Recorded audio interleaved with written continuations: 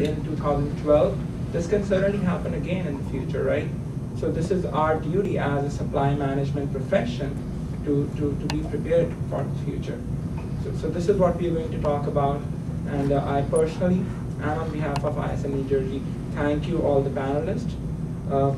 I have full faith in the people of New Jersey, and I have no doubt that we'll emerge even stronger than we were before. Further, I believe that our profession of supply management has a key role to play in this, and will definitely do that. This program would not have been possible without the support of our sponsors, so I'd like to take a moment to thank a few of them. Our silver sponsors today are thomasnet.com, A&M Industrial, NCS Technologies, and JB Kerrycrow. I would also like to offer a special note of thanks to Michelle Erickson, who belongs to the Department of Homeland Security. May I please ask him to stand up? Thank you very much, sir. He has been a really a good advisor throughout the planning phase of this conference to us. He has been a guide to us to plan this conference. Also, we have a special letter from Governor Christie that I would like to read today, that he wrote. So here's the letter. So Governor Christie writes, "Dear friends, I'm pleased to extend greetings and congratulations to everyone attending today's forum on disaster management, lessons learned from Superstorm Sandy, sponsored by the Institute for Supply Management, New Jersey. Since its inception in 1955, the ISM New Jersey has been an invaluable source of support for supply management professionals and has helped them develop their skills and expertise. With the representation of more than 650 members across the state, the organization has demonstrated a representation of a commitment to providing high-quality services and programs. The devastation brought on by Superstorm Sandy created many new challenges for New Jersey's supply management professionals. I trust that the panels and speakers scheduled for today, including Dr. Kevin Lyons, will help our state suppliers become more resilient and prepared for future emergencies. I commend the Institute for its commitment to its membership and for its contribution to the economic vitality of our state as we continue our recovery efforts. Best wishes to all for a productive and enjoyable event. Sincerely, Chris Christie, Governor." So I think it's a great accomplishment that we have support from Governor Christie. And once again, I thank you, our professors from Rutgers University, who have joined us today. So before we begin, I would also like to go over a few housekeeping items. So if you haven't done already, please. Today to try not to put you to sleep, because I'm going to go academic on you just for a few minutes. What I'd like to talk about in my short period of time with you today is that, unfortunately, this situation happened with the storm, but the lessons learned from a supply chain perspective, the global supply chain, then regional to New Jersey, New York, and the surrounding areas, was part of my study. What I do as far as research is look at climate change and supply chain. Two completely different disciplines, but for the last decade I've been focused on this idea of how does environmental change, climate change, and things that are basically out of your control impact supply chain. So, and then look at how we are hopefully moving forward. Sometime in the fall, for those sourcing supply chain procurement professionals in the room, and it doesn't matter what sector you're in, this tool is going to be available for you to actually use. Okay, so this idea of making decisions with grid technology, meaning that you have electricity and things to power your systems, and then most importantly, a tool that can be used off-grid, so you can continue to make decisions. So I'm going to talk a little bit about how I collected the data, or how we're collecting this data and actually parsing it all and trying to get some sense out of it. And then talk about the players. Just briefly, the research itself is actually going out to support those folks that need to make quick decisions. And I can tell you right now, just my big takeaways from this is that most of the critical decisions happened off the grid, meaning that for those procurement, supply chain, and sourcing folks that actually have grown up, and that's all I've done my whole life was procurement and supply chain. I was in the military for 6 years, and that's what I did. It was procurement. And the most critical piece of what we did was completely field work. You have to basically drop all the technology and be able to have existing partners align with you, create new partners, public, private, and then really, in a sense, I would love to give all my procurement folks and supply chain folks a pilot license, a helicopter pilot license, so you can still do the things that you need to do, because a lot of what happened completely outside of our plans. And this idea of the disaster preparedness plan, the one good thing is that that was used, it was practiced, and people actually stuck to it, and it actually worked, okay? So what I did with my research, I thought you might find this interesting. You're all going to get a copy of this presentation. You can flip through it. So I went back in history for superstorms in our area and then applied that to the business response, as if there was a business response in 1635. So I basically went through this whole concept of history, and in the database, which I'm going to share with you, and looked at what happened and what was the business and supply chain response, right? So obviously in these years there weren't an actual supply chain, but we're showing a pattern that there's this idea of things happening and then people then taking over and actually making the results come through. So everything going back as far as I could possibly go and looking at all the different tractions of climate impacts, and then what was our response is how I began my research several years ago. Now, what led me to be invited today is a paper that we had written in October of last year. Right before the storm hit, the paper was published. And that was to look at climate change in its pure sense, whether it, not from the political sense, but looking at climate change and its impact on all sectors of life. And then building a big database system that looks at the economics of those impacts. So we picked one particular topic, and I'm just showing you this one because that one was published in October, and looking at all the healthcare costs and all the other impacts along that entire supply chain that affects the fact that climate is changing and the fact that people are being impacted all up and down the supply chain. So this is just a graphic. Again, when you see it, you'll see all the connecting dots and how we built this database.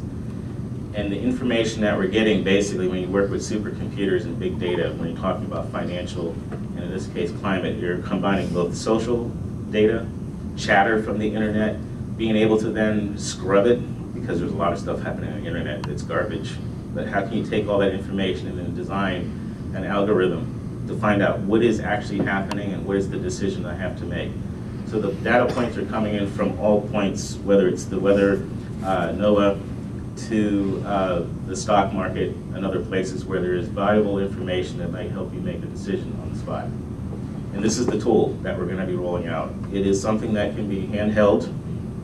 It can be connected to your SAP system. It's looking at trends for purchasing from years ago all the way up to prior to an event. And then as the event is happening, you're off the grid, you're communicating with partners, you're sharing information, your supply chain is completely up and loaded, and you're ready to go.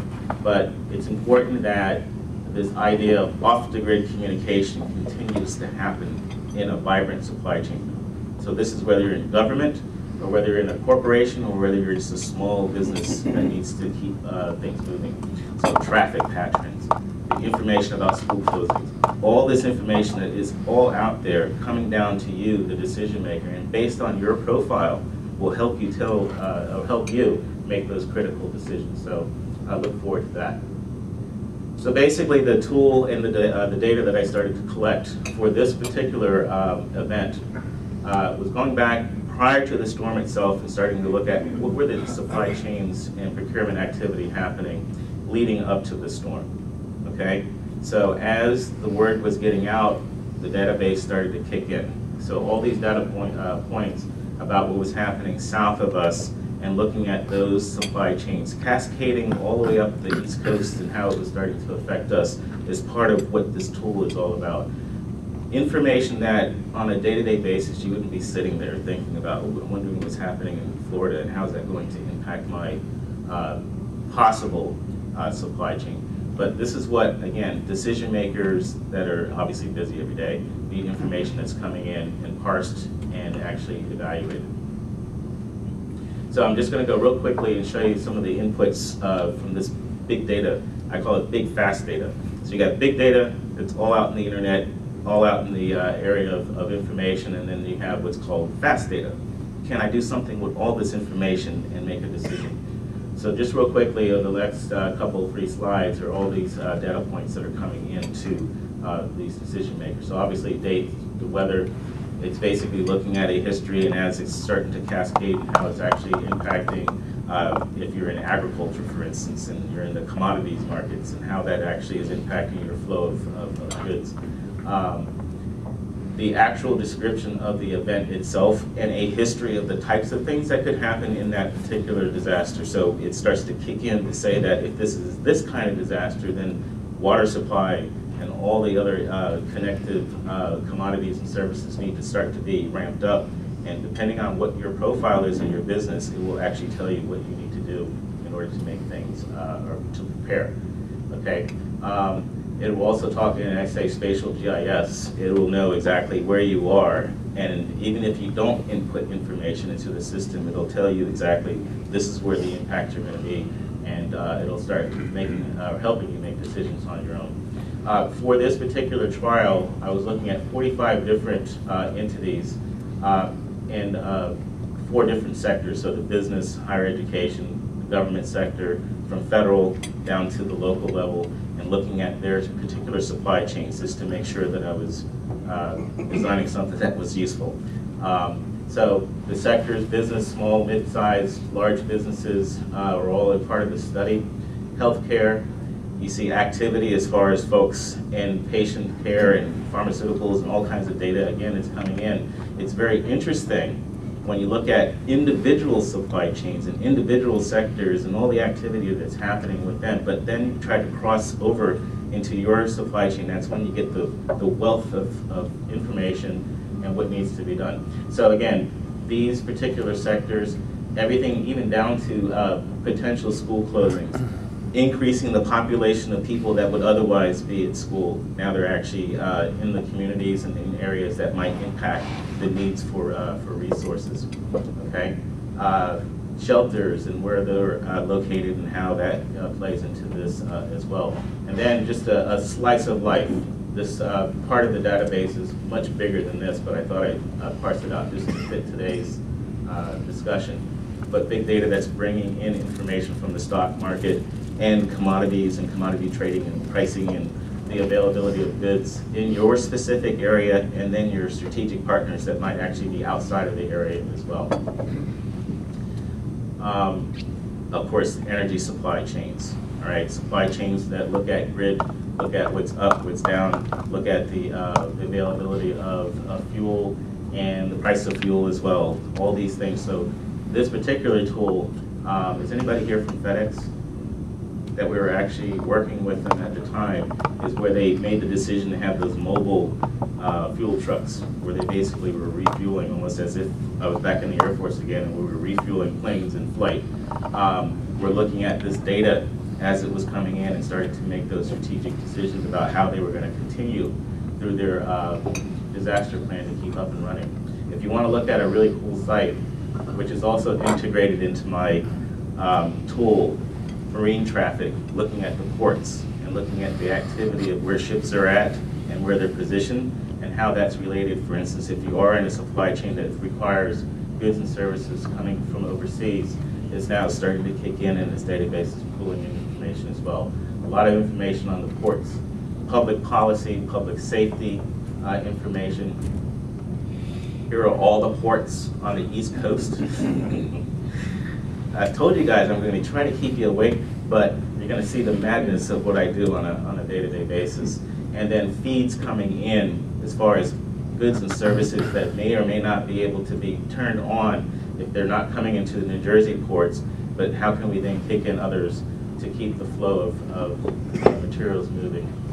Okay, continues. Labor information, people coming to work, people not coming to work. Access and ability to actually get in There were a lot of telecommuting activities happening with companies that were disrupted, but folks, in some cases, disengaged. You know, I'm home, I have to take care of my family, that's more important right now. And so there was a lot of disruptions on the labor side as well. And I got that from a lot of the chatter. So there's a lot of chatter that's happening out there, and bringing that in and then scrubbing that up and then applying it to what the specific industry or sector that had the highest impact with insurance claims and other things like this. So you can start to see that the amount of data, if you by yourself or your team had to actually go and look at all this stuff, it would be way too much, okay? There's an immediate emergency happening, but there's a lot of information that can help you. But now we're trying to then do this for you, okay? So the impacts, and I think you guys probably all know this based on your experiences, but the tool and what I was monitoring actually proved out exactly what I'm going to show you, and then I'll conclude. The one thing I believe on the supply chain business side, there was a sense of preparedness. I mean, even though we had this massive storm, the idea that firms actually had a disaster recovery and disaster plan and business continuity plan was actually practiced. I mean, as far as I could tell, across the board in all sectors, folks were actually doing what they needed to do. The procurement supply chain folks, again, as I mentioned in the beginning, a lot of off-the-grid kind of things, rolling up the sleeves and saying, listen, we got to get this done. SAP and Oracle and all that other stuff is not working, all right, but how do we get goods to continue to flow? So that was one of the big takeaways. Again, activating the business continuity plan. They actually fared well, the folks actually followed it. That particular plan needs to be updated regularly. As far as it being a stagnant plan was something that I think could cause folks a lot of issues. One thing I was following was the equity markets, and the availability of monetary funds towards those supply chains were impacted, actually slowed down a little bit of the activity. So this idea of money, in a sense, not flowing properly is actually affecting how people were able to do transactions. I talked about employees, I talked about business continuity plans. The proximity of your facilities, folks, again, are starting to look at where are we going to place all of our critical infrastructure, including those backup systems that are actually housed in various places around the state, and whether or not those servers and those systems are in critical areas. Insurance and valuation services actually were slow to start, but actually started to kick in pretty quickly after that. Road closures and outages and other things that I think we all experienced. Firms with international offices, again, in the supply chain, were able to shift a lot of their activities to those particular companies to make up the slack of down. So that happened instantaneously, which is something that I thought was very, very well done. Not sure what that line is coming up. So firms limited operations in IT, but there was a lot of redundancy in their disaster recovery mode. So again, with electricity and power being an issue, that was able to be kicked in, and in some cases, folks were back up and running in a very short period of time, and making sure that the database is actually operating properly. Everything from loss of electricity, car services, the ability to connect with a variety of logistics and transportation. Food supply chains themselves, looked at that as well pretty extensively. So again, a lot of work, a lot of information, and I think a lot of what I think is going to help you in the future. And this is not only for disasters, because when I was in procurement, every day was a was a disaster. So I wish I had this tool to use just every single day, because you are also able to use it just to sort of keep things moving. And this is just the concluding thoughts. Some of the big problems: closures of public transportation and transportation itself, and the movement of materials from one place to another, inability of staff to communicate and and then basically, this is the last slide. designing a more off-grid. It seems like the more advanced we get when we get to critical disasters like this, the ability of folks to communicate and then think completely outside of their comfort zone in a systems thinking kind of mode to make those public-private partnerships between the federal, state, county, local governments and private business to actually keep things moving was one of the most critical pieces of how the supply chain holds together. Now, being able to add this decision-making tool to that so everybody's sharing and looking at the same information to be able to move beyond the critical stage is where we need to go. And the last thing I'll just ask is if anybody wants to participate in this very early pilot study, let me know and we can get you tapped in and we can start to test your particular profile and whether or not it will be integrated. So that's all I have for today. Thank you very much for the invitation, and I hope to see some of you later in the panel discussion. Thanks.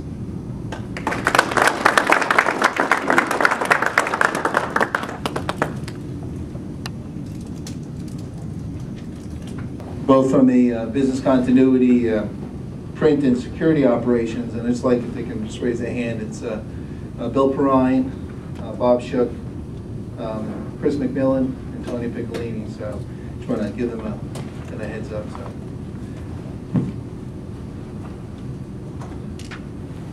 I don't have any shadow puppets, so I'm hoping the presentation comes up quick.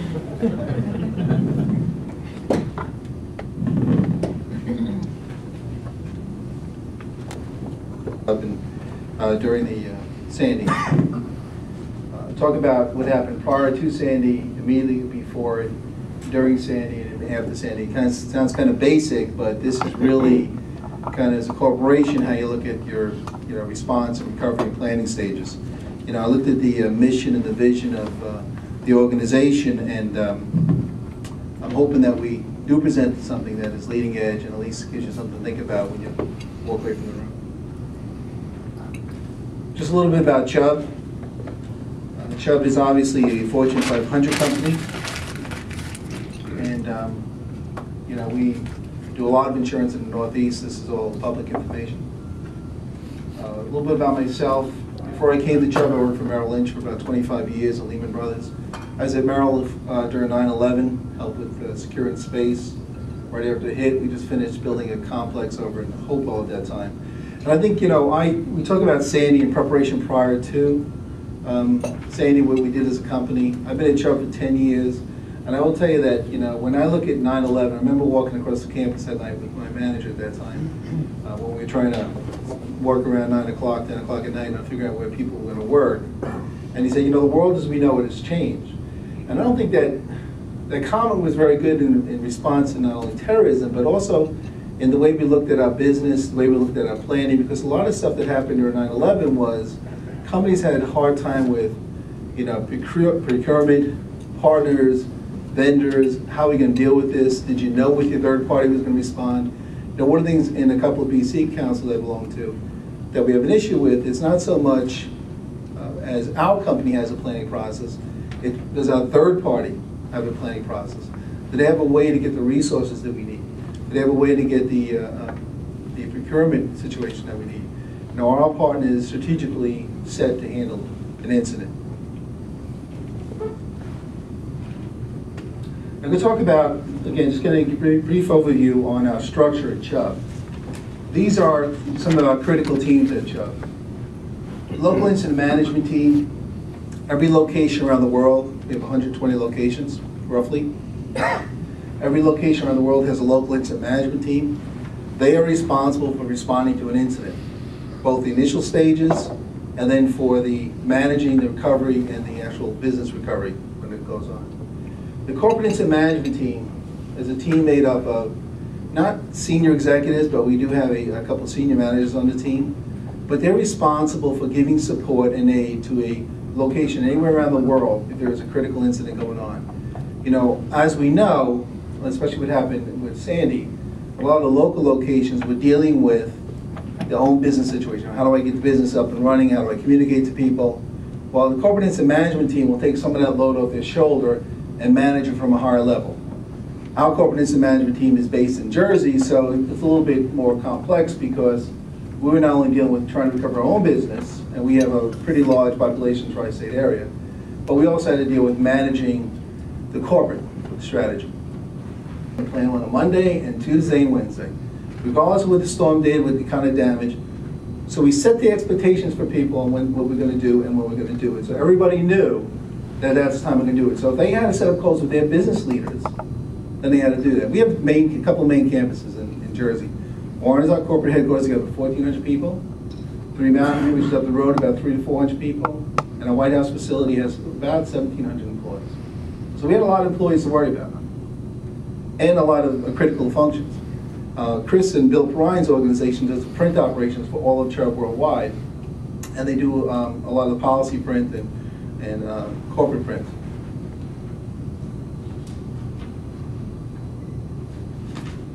Okay.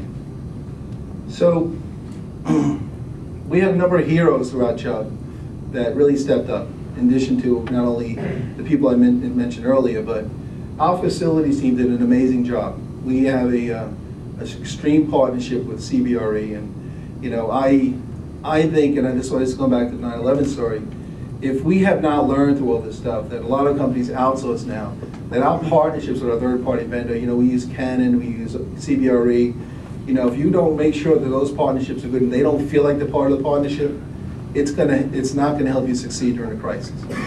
Pretty accessible to us before the calls, and what the state was trying to do. So that was very beneficial for us, because I think that's an excellent point.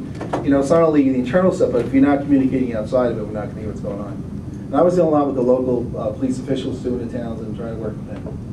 So, good question. So again, a lot of this work was done ahead of time. Planning was done the best we can. You know, nobody expected what did occur around there. Okay. During Sandy, obviously, as we talked earlier, our greatest concern is the safety of our employees. We had our HR managers working with our individual managers to account for our employees. Difficult, right? Because guess what? They don't have cell phones, right? As you're all aware, 25% of the AT&T cell phones in the tri-state area were down during this crisis. Mine was down and drove up the block to work. So, but we did find some things out. Like I have a cell phone, a BlackBerry, they're both on AT&T. A lot of people now were saying, okay, AT&T cell phone, Verizon, BlackBerry. So if one doesn't work, at least you have the second one. And we figured out a way how to do it for our senior executives during the crisis. And we're looking at satellite phones and other ways to communicate. We're doing conference calls on a regular basis. Employees that can work from home were being asked to. You know, we have a lot of employees with access to laptops from home and VPN access. And again, people who normally work from home, that we've scheduled to work from home, some of them couldn't work from home. Some people we count on couldn't. We found some issues that we had to work through that we're still analyzing at this point. Damage assessments being conducted as quickly as possible. We had some remote locations covering outside the area. And you know, like other companies though, we're also dealing with, now we had trees down on our main property. We did have the vendor on site who was clearing them. We did close on Monday. And again, Tuesday became a little bit more complex. We had no power, like most companies did. We did a backup generator. So we closed again on Tuesday. And then Wednesday we started to set up our command center in our secondary location, not our headquarters. Okay. So again, we talked about earlier, kind of you're taking two paths during a crisis, right? So on one of the emergency response side, that group is now worried about assessing, repairing the damage. We knew the damage immediately, right? But we're still assessing the changes to the damage. As you know, with the winds and everything else that had to change, we kept having different things we were tracking down, whether it was fuel or just helping people out. You know, we're trying to figure out what we're doing at that point, and still trying to repair. And then we're trying to continue the business, and that was critical, obviously. You know, the good news and bad news about insurance is that although when a crisis hits, we have to work. You know, we have CAD teams and everybody responsible. The good news is we're not writing any new policies at that point. So pretty much that part goes away. But you know, it's funny because I deal with a lot of groups that I belong to. I'm on the board of a couple of business continuity groups, and a lot of them are like, well, yeah, you know, we just closed down. I was like, well, no, we can't. So in where people are moving away from these areas, our travel group is trying to get them closer.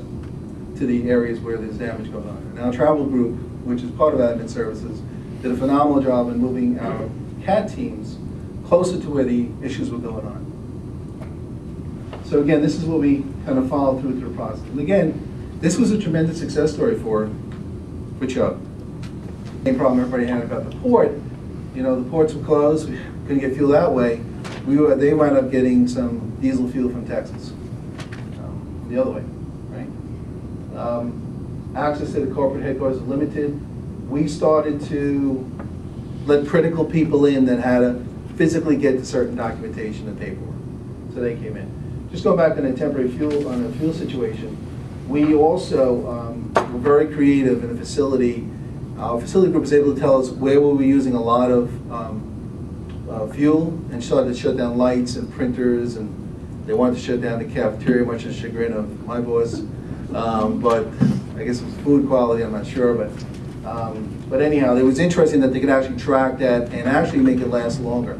Because we went to a planning stage at the end of the first week of, okay, if we need to close down one facility, let's talk about critical people that will buddy up in the second facility. Access to command center. Our command center is at our headquarters. We have a secondary command center we set up. It's in our plans, and it worked and engaged, and we had everybody set up in that room over in White House. New York City branch closed, and all of you know what's going on downtown. We were out of that office for literally 3 months. Down 55 Water Street. I guess that's why it's called Water Street. And they still are having issues with telecom. They just recently, I think I was told yesterday, about 3 weeks ago, recently on full street power now, 55 Water Street. It took them basically 4 months to get that up and running. Hazmat crews coming into all the facilities downtown, so it was a mess.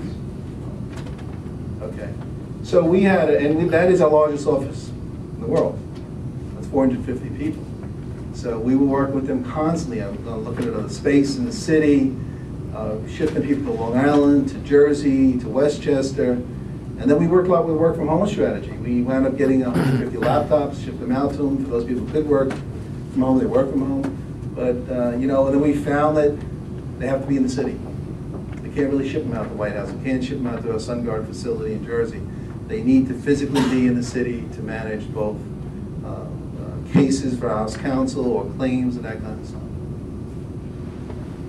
And again, we all dealt with this. Some employees about power and cell. We had people coming to our command center just to charge the phones and the cells, and we had people come to our facility to take showers too with their family. Not together, but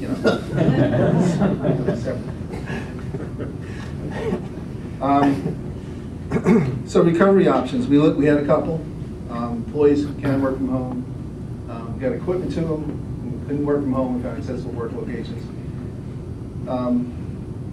We managed available space. So what our team would do every day is we sat there and said, okay, we have a list of 30 core departments, whatever it is. We would reach out to them. Who needs space? Who has to come in tomorrow? And we worked with the business leaders in our White House facility. Okay, you can get 20 seats here, 30 seats here, and if we need to at any point, we get some people work from home. We did have power at that point. So that worked out very well, actually. And we coordinated with the security so they knew who was coming to the facility. Gas shortages hindered travel. So this was two situations. This was an employee situation, because now employees were afraid to come to work. Came to work, how am I going to get home if I don't have enough gas? And some employees didn't fill up before, but there was a lot of lines and a lot of communication about where the gas stations were they full, could we get to them and stuff, so we try to manage through that. And then our justice, and we're not the only insurance company that had this problem, with traveling claimants. How do we get gas, right? Work with our vendors, we work with our sources on Enterprise, I think we worked with. So there's a lot of creative things that happen here. The other challenge that we had is Chris he's responsible also for the Branchburg facility. We do our print operations there, our file facility, all that kind of stuff.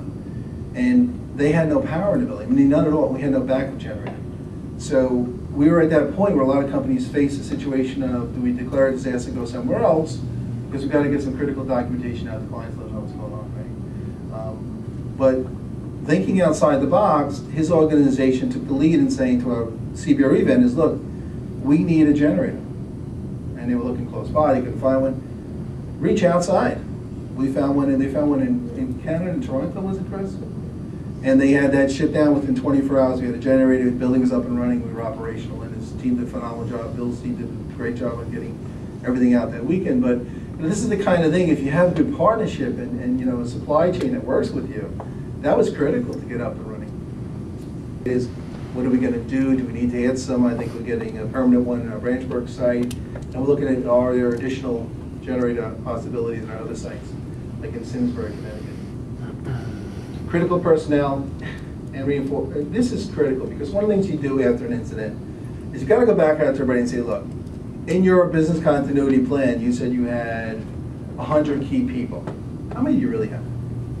10, 15, 20? So let's focus on who the key people are, make sure they have the resources that they can work.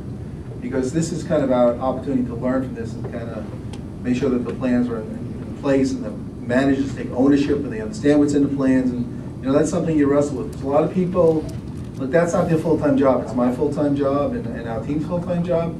But a lot of people, quite honestly, it's like anything else you do when you go through the audit and that kind of stuff. You take it, you put it on the shelf, you don't open it until something happens, right? And unfortunately, that's what happens with some of the business continuity plans sometimes. Some people are more active than others, so we try to manage that. Reinforce the business continuity process through education exercise. This is critical for us, is making sure people know what's in the plan, update it, and sign off on it. Again, this is kind of the quote we've used over and over again. Greatest tragedy in all of life is to experience the pain and miss the lesson, and that's kind of we go by that, and I think that's important for us to learn. So, any questions? Okay. Thank you very much for your time. I appreciate it. To go after Brett and his presentation on Chubb. Let's see if I think I'm okay, but there we go. Is there a way? Yeah. Okay. Good. So we're gonna do a little bit of a different item today, but let me set up the stage with regards to what the intent is. Obviously, I do quite a bit of research in supply chain, and these days, for the past 3 years, I've been digging deep into supply chain disruptions and how they happen, why they happen, and what we can do to obviously respond to them better. One of the key aspects, both in terms of academic theory and also in terms of practical application, the key term that comes to mind is resilience. People talk about resilience, and the concept of resilience has been really on the tip of everyone's tongue.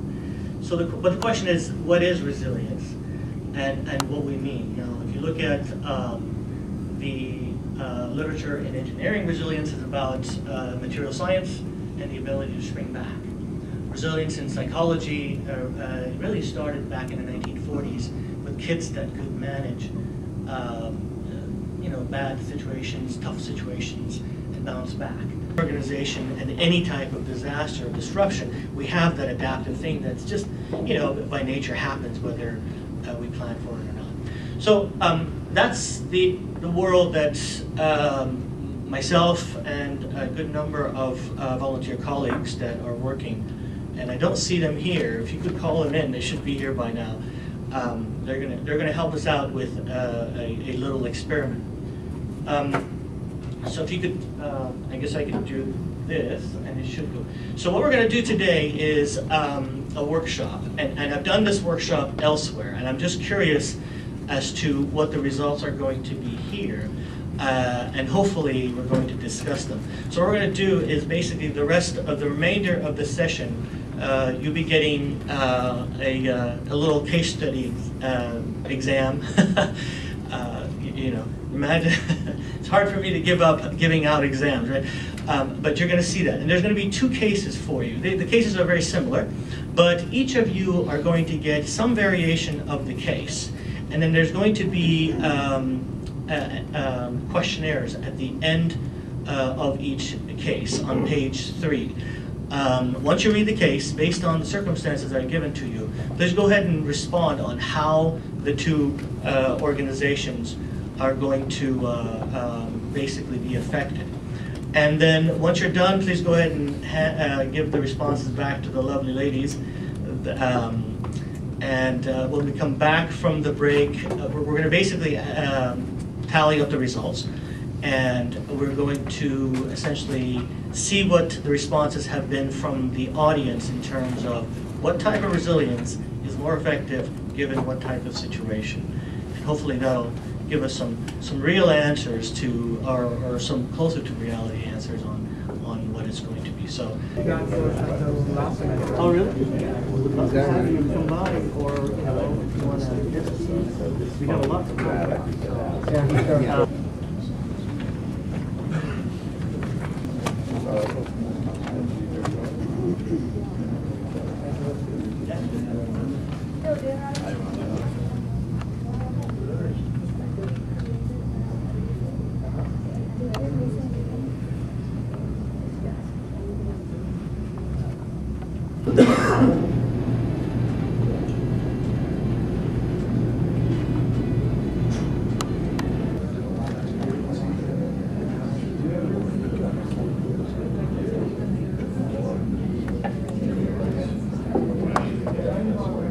For the invitation to participate in the conference today. It's wonderful to be involved with all of our partner groups in not only the public sector but the private sector and academia as well.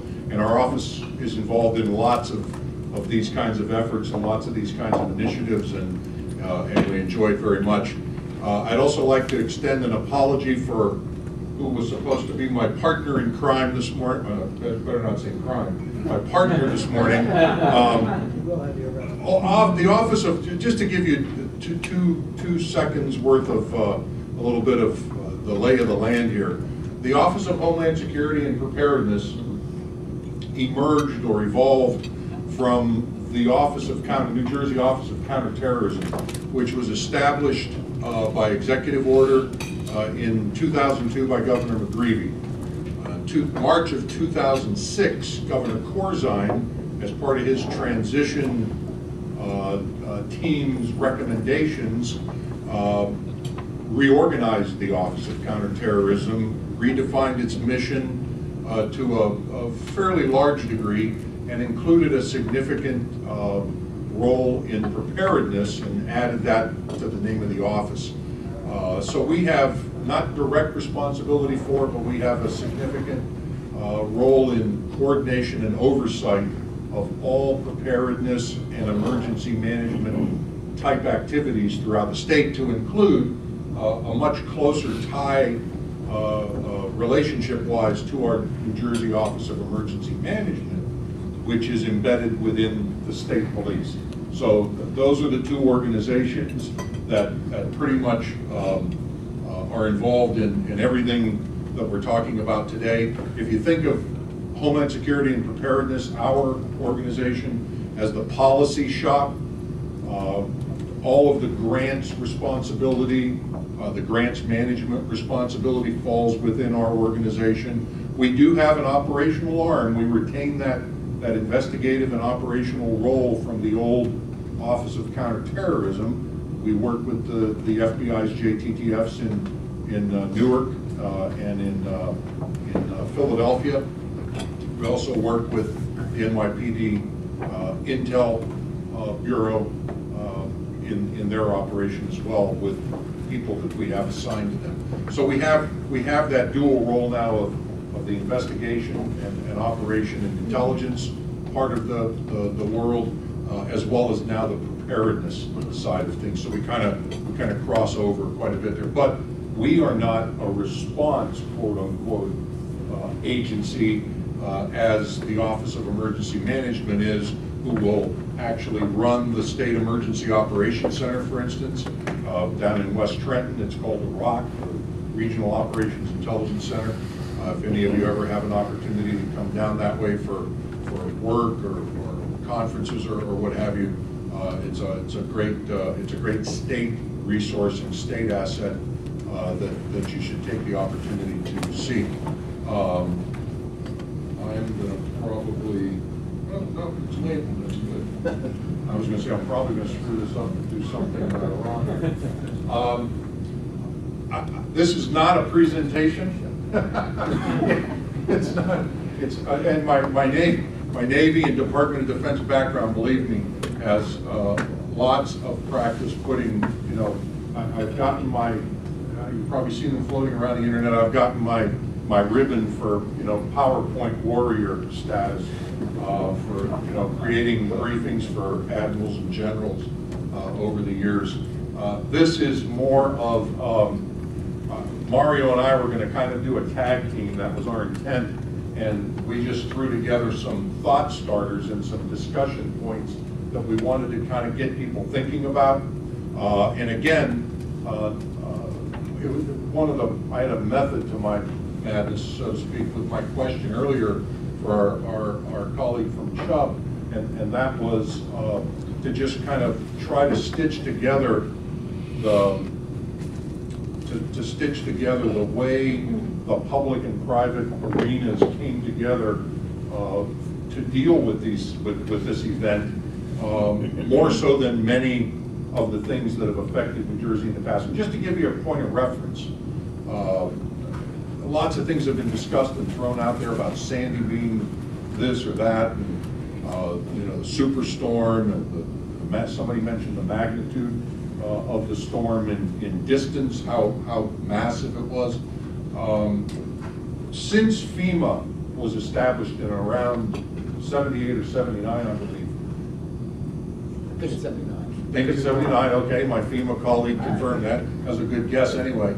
Since FEMA was established and we began recording our federal support through FEMA in the form of federal disaster declarations, formal federal disaster declarations. New Jersey's had probably somewhere between 1.5 to 2 dozen of those declarations for various events since 1979. They've all fallen into the category of spring floods, winter storms. We had one wildfire down in the Pine Barrens quite a number of years ago that rose to the level of having not a disaster declaration, but a federal emergency declaration, which is a slightly different animal that the White House uses. But nonetheless, nothing to compare. For instance, 9/11, horrible event. I was at the Pentagon that day, just by accident. It was horrible in all respects that the impact that we experienced was. But when it came to the bureaucratic end of things for New Jersey, New Jersey received a federal emergency declaration to just cover the cost of the responders from our side of the river that went to New York and helped at the scene of the event. So as large as that event categorically was all across the board, for New Jersey it turned out to be slightly less than a spring flood and more than a winter blizzard, if you will, or an ice storm. We experienced it at the state as well. That Monday night, we started realizing that there were, although the Department of Transportation that kind of manages the fuel supply for the state had gone around and judiciously topped off state-operated fueling points, fueling facilities that you see scattered around from place to place, not all of them had backup power. A lot of the county and municipal fueling locations, those that have them. A lot of municipalities will work off of gas purchase cards that are, they'll go down to a specific gas station and purchase. But when you get to the county, some of the municipalities don't. They'll have their own, but at the county level, they've all got their own county fuel supplies. They might have had their 3 tanks all topped off, but only one, if that, had backup power, which was not unlike what we experienced in the private sector in the fuel, and that, boy, you want to talk about Well, I forgot to ask this. Shame on me. Is there any media or press in the room? Or are we all just talking? We're all just talking amongst us. I want to make sure. The fuel sector after action session we had just about a couple of weeks ago was, contentious is probably the fairest word I can think of to describe it, but and that's not really meant to be negative. It's just meant to be descriptive of the emotions in the room, because it was one of those situations where everybody was looking to everybody else to have done something either differently or done something more. Yes, because I don't know all the legalities behind it. When you say public, though, you mean private citizens? Yes, yes. Yeah. So I don't know the legalities behind it, but there's something where you really aren't supposed to do that, and I think, and that supposedly came right from Obama, that, hey, listen, we have all these people, they can't get fuel, we need to start filling up the private gas stations to get citizens fuel. That's the first time, to my knowledge, and I've worked with FEMA for 14 years and basically been deployed to every large event, that we've actually done that. We've never done that before. Yeah, he's absolutely right. And it was, believe me, it was far from organized. I mean, we just took like a sledgehammer and threw hundreds of fuel trucks towards different private gas stations, working through the states to prioritize through the private sector offices which stations got fuel, but there's all these complications behind it because we legally can't give private companies fuel, so then the state has to come up with some kind of billing mechanism to charge the private companies for the fuel they received, and then ultimately get reimbursed by the federal government. So it's a really long, complicated thing where you ultimately end up giving the end user or the citizen fuel. A lot of wheels, a lot of things Yeah. turning. Thanks, Jason. I appreciate the amplification on that point. And he's right, there was a lot of that going on. Just to be clear about some of this stuff. Federal aid to states and municipalities under the Robert T. Stafford Disaster Assistance Act, as amended, falls into basically two categories: individual assistance and public assistance. Individual assistance being what is going on right now through all the disaster recovery centers that are set up around the state, where you register with FEMA. The governor's been encouraging people, everybody's been encouraging people through all sorts of media announcements to, if you've had damage, if you had anything happen, register with FEMA and then go through the process. Public assistance means not the public, it means public sector assistance. So towns, municipalities, counties, if they've got damage, get supported that way.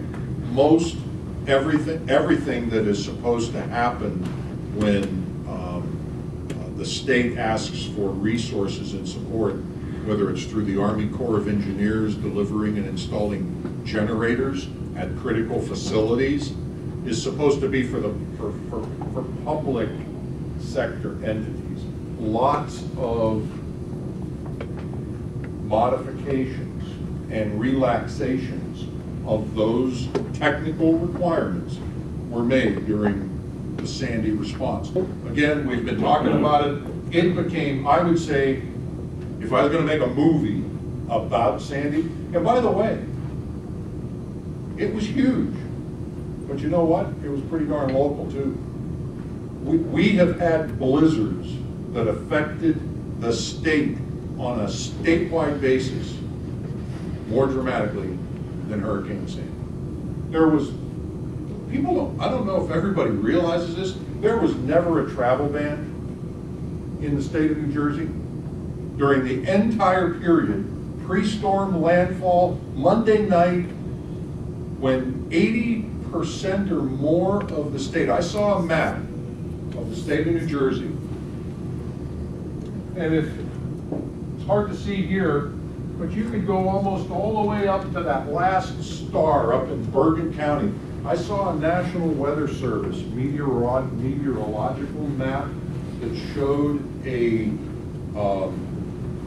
it was a snapshot of wind speed at a point in time. There was a point in time, Monday night, after landfall, that almost 100% of the state was experiencing 70+ mile-an-hour winds.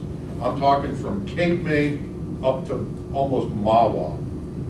The color code was uniform, the whole state. That's how massive that wind field was as that storm cell progressed inland, okay? But even with that, Governor Christie never issued an emergency travel ban. There was never a point in time. Were there local roads closed, obviously? Were there local police, county sheriffs blocking off roads and prohibiting travel in certain areas? Absolutely, that always happens. That always happens when there's unsafe conditions. And local police are obligated, that's what they'll do. But in terms of a publicly announced emergency travel ban, as we've had before in the state, for blizzards, for sure, ice storms, blizzards in the winter, didn't happen this time. If you think about it, it was a coastal storm that affected the coast, no doubt. I mean, no doubt. But horrific effects in that narrow band of about 10 to 15 miles from the coast inland, from Cape May all the way up to Monmouth County. Actually, not so much Cape May. From Atlantic County, Atlantic City, up was Wildwood, Sea Isle City. The south of Atlantic City was moderate in terms of the effect, the damage, even the coastal erosion, not the beach erosion, but it wasn't so bad down there. When you started going north, those northern Atlantic Ocean, Monmouth counties, devastation. We've all seen it. We've seen, I mean, NewJersey.com's had some phenomenal videos that they've published, you know, recounting it all and the aftermath and so forth. But a day or two later, people worried about getting gas in New Brunswick and in Hunterdon County and in, you know, up in Parsippany. The issue was, how do I get to work? How do I get, you know, I can't get home. I gotta get gas. I'm going shop. I've got to go to the mall. You know, so it was very localized if you think about how it really truly affected. So as bad as it was, I contend, and as do some others, that New Jersey really hasn't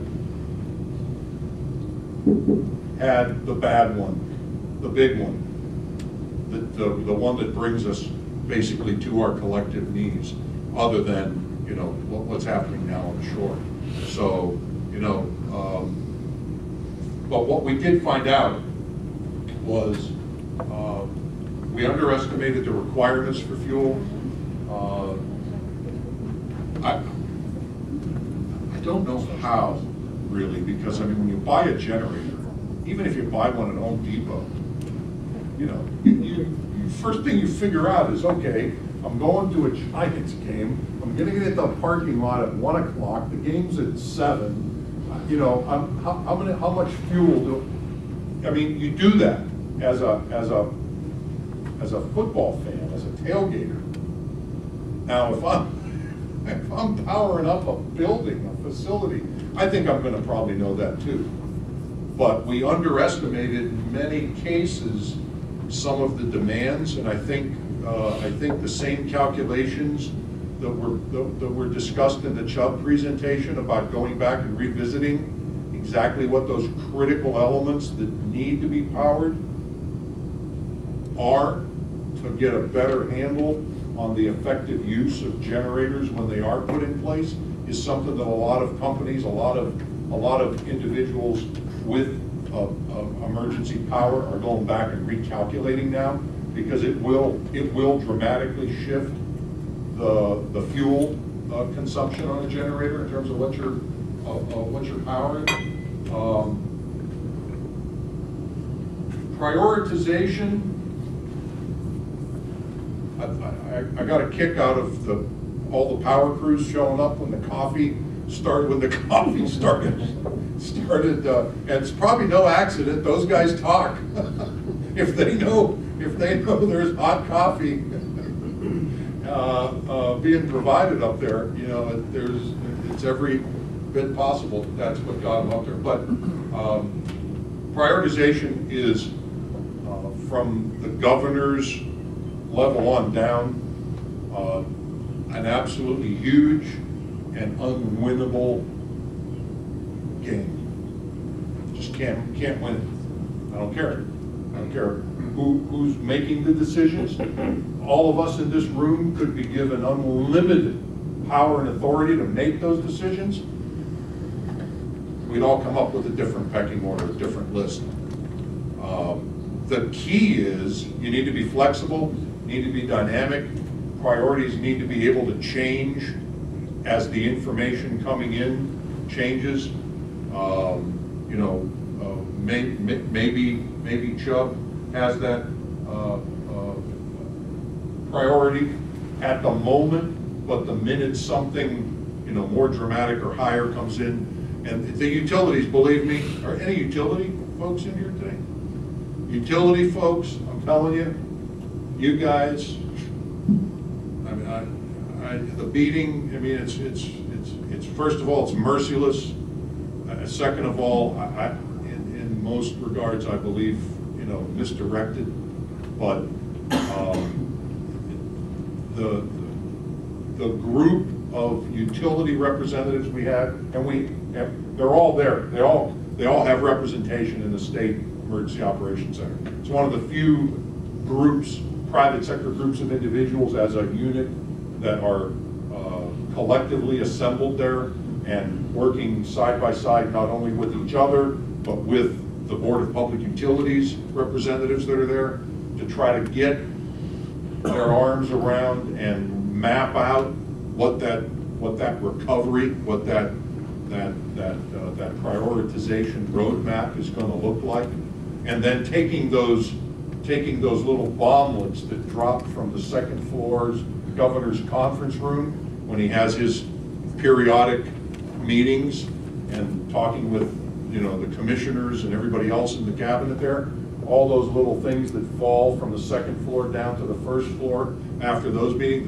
then everybody's got to react. Again, you got to react one more time to what's going on. And let me tell you, there's a lot of angst in a lot of these conversations. It's not by a long shot